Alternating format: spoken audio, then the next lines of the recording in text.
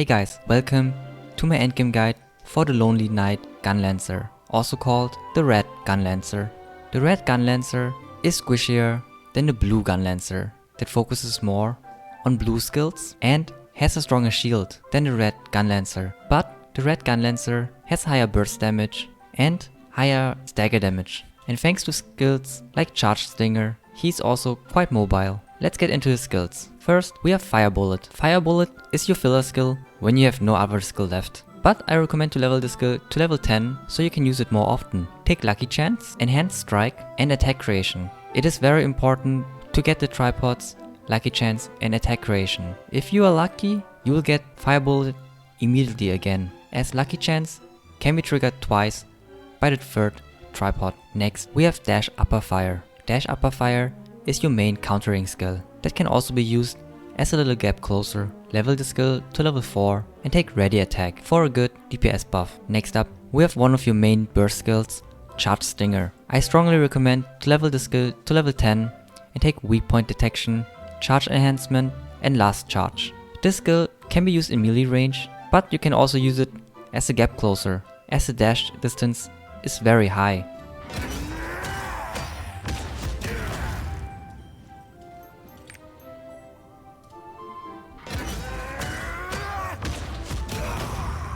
Next up, we have Counter Gunlance. This skill is mainly used as a panic button, or if you want to just ignore the boss's mechanics. Level the skill to level 4 and take Ready Attack. When using Counter Gunlance, you will get a very big shield, and if you use it at the right moment, you will also counter attack. The counter attack does good stagger damage and does good damage overall. Surge Cannon is your main burst skill. I strongly recommend to level the skill to level 10 and take High Explosive Shot, Overcharge and Focus Fire. Next up, we have Bash. Bash can be used to counter, but more importantly, it is used to debuff the enemy and buff your attack. Level the skill to level 7 and take Armor Destruction and Ready Attack.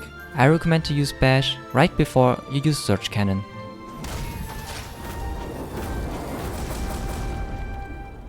Next up, we have Shout of Hatred. Shout of Hatred is used as your taunt skill. It is also perfect to recharge your shield bar. Level the skill to level 10 and take Quick Prep, Lingering Taunt or Shield depending on your preference, and for your third tripod take Open Weakness. It is important to take Open Weakness for the extra shield meter gain. Shout of Hatred can also be used to interrupt boss mechanics. So if the boss decides to dash, or if the boss decides to cast a high damage AoE, you can interrupt the boss with Shout of Hatred. And lastly, we have Nilasia's Energy. I strongly recommend to level the skill to level 10 and take Quick Prep, Effectiveness and Survive. This is your main shield skill for your party members. For your second tripod, you can also take Shout of Purification if the boss has some nasty debuffs. Now, let's talk about your ultimate. Guardian's Protection is a very good defensive ultimate. It fully recharges your shield meter and also decreases damage taken by party members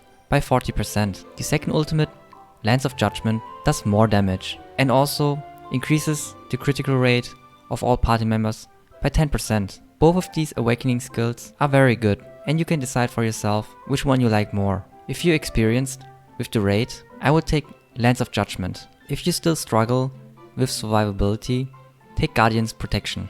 If you are missing your level 50 skill and your awakening skill, go to Beatrice and accept the purple quest. For your second ultimate, finish the Rohendel story and take the purple quest from the NPC in front of the palace. If you want to unlock your ultimate for your alt character and finished the Rohendel quest already on your main, go to Beatrice and get your second ultimate there. Now let's talk about your engravings. For your class engraving, get Lone Knight and get it as high as possible, as this increases your critical and critical damage. It is also possible to take Combat Readiness at level 1, so you increase your shield strength. For your combat engraving, I recommend to use Supercharge, to concentrate on Supercharge, as this increases your charge skills, damage and its speed. This is very important for your two main DPS skills, Surge Cannon and Charge Stinger. At late game, bosses will get faster, so having Supercharge at level 3 will make it easier for you to hit your burst skills. Another great engraving is Master Brawler.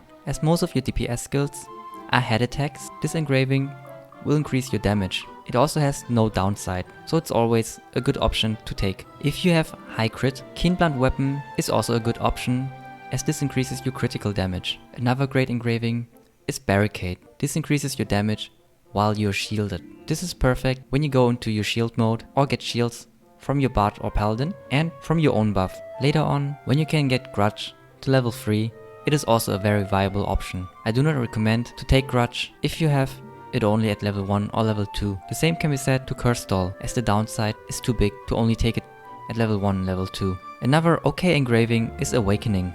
This increases your supportive capabilities by a lot, as you can use your ultimates more often to buff your team's survivability or critical rate. For your stats, concentrate on critical and get around 500 for swiftness. As your tripods do not have any critical modifier, except for your head attacks, you need high critical. It is also possible to go higher than 500 for swiftness if you want the Gunlancer to feel less clunky and faster. For your card set, I recommend to use Lost Wind Cliff, as critical is very important for the Gunlancer. So that's it for my endgame guide for the Gunlancer. I hope you guys liked it and see you next time.